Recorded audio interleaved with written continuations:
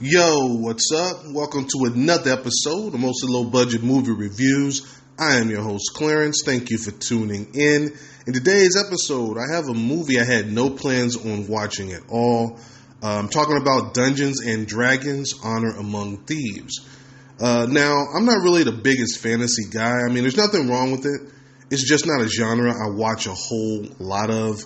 Although I did get into Beastmaster and the Conan movies back in the day. And who can forget the always entertaining Red Sonja? Definitely check that one out if you want a good laugh. Never really got into the whole Harry Potter thing, although I do need to binge that at some point. I did, however, enjoy Lord of the Rings, which is that first trilogy anyway. The second one was a little bit bloated and was just okay for me. But the main reason I was going to skip this one is they already did a live action Dungeons and Dragons back a while back, like in 2000, I believe. Jeremy Irons was attached to that, and Marlon Wayans is who I can think of off the top of my head. And that was really cheesy and poorly made. The special effects were really bad for 2000 at that point. And I wasn't sure. That one was so bad, I wasn't sure they would try to do another live action version of this again, but here we are.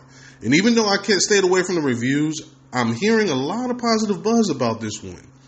And since it started like right after work, I figured I might as well roll the dice and try this one. So what is this one about? Now, Chris Pine's character Egdon and Michelle Rodriguez, Holga, they are in prison for thievery and skullduggery, which means underhanded or scrupulous behavior, by the way. Now, they've been there for a couple of years, and they're before this board to request a pardon. Now, this is when he tells his story about his family and how he became a thief and formed his crew.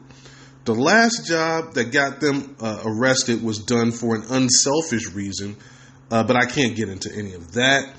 That's when they got captured, but a couple members of his crew did escape.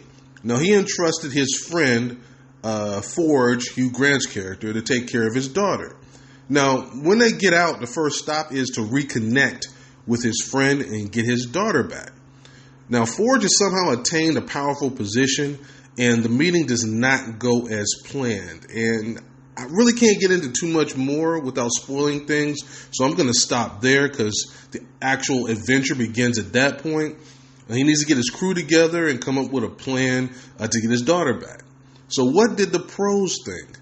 Well, they came in at a very impressive 90% on the Rotten scale on 209 reviews, with the audience at an equally impressive 93% on 500 reviews.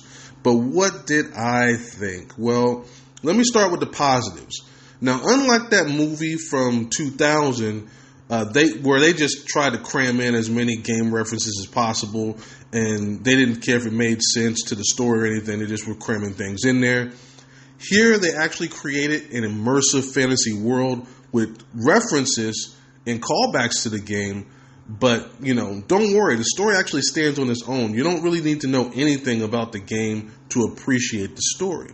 Although there are plenty, like I said, Easter eggs and references and things with people that are familiar with the source material. A little bit more on that later. And speaking of the story, it's pretty straightforward, but it does keep you interested and engaged for the most part. The action and special effects are pretty solid.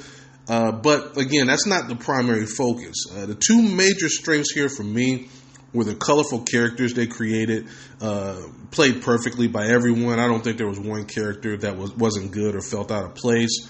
With a special shout out to Hugh Grant. I hadn't seen him in a while in anything that I can recall anyway, and I really enjoyed his performance. And the comedy, this is genuinely a funny movie. The humor has the right tone to it. It's not overly silly. Just a lot of really funny one-liners and bits that are just woven into their journey and where they're going. I actually laughed out loud, several times. Let me get into the negatives here, though. Now I'm not the biggest D&D guy, so this isn't really a negative for me, but something I wanted to point out. This movie doesn't take the source material seriously at all. Again, that's fine for me, But if you're like a hardcore fan expecting them to kind of nerd out with the material, they're not going to do that here. Like I said, the story is straightforward, but it's a little too straightforward. I wasn't expecting like a roller coaster ride of twists and turns or anything like that, but it would have been nice for them to throw in a wrinkle than the paint by numbers thing they did here. Spoiler free, once they reveal this item he was originally trying to steal and why, you know 100% how it will be used later in the film, which really made everything low stakes, more low stakes than it already was, no matter how serious they tried to make things feel. And it does get a bit confusing at times with some of the magic stuff and items.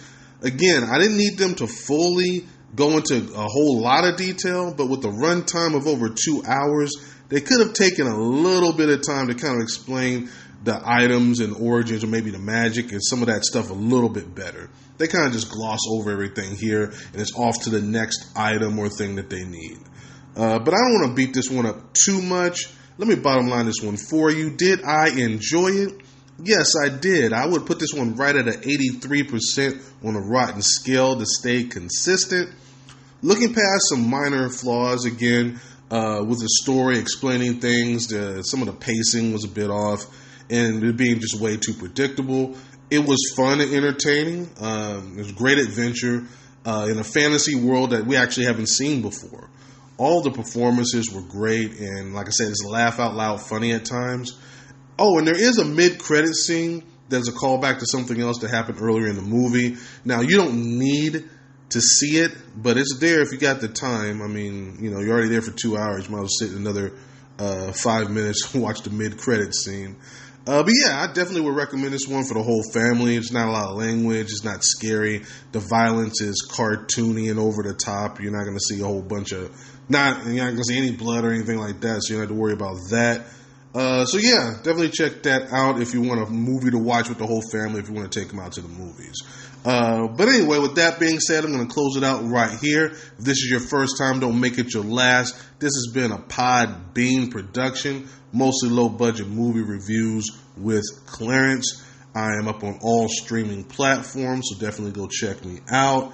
And I will be back again this weekend with at least one other review. There's 2 movies that are on my radar that I need to get to, but we'll see.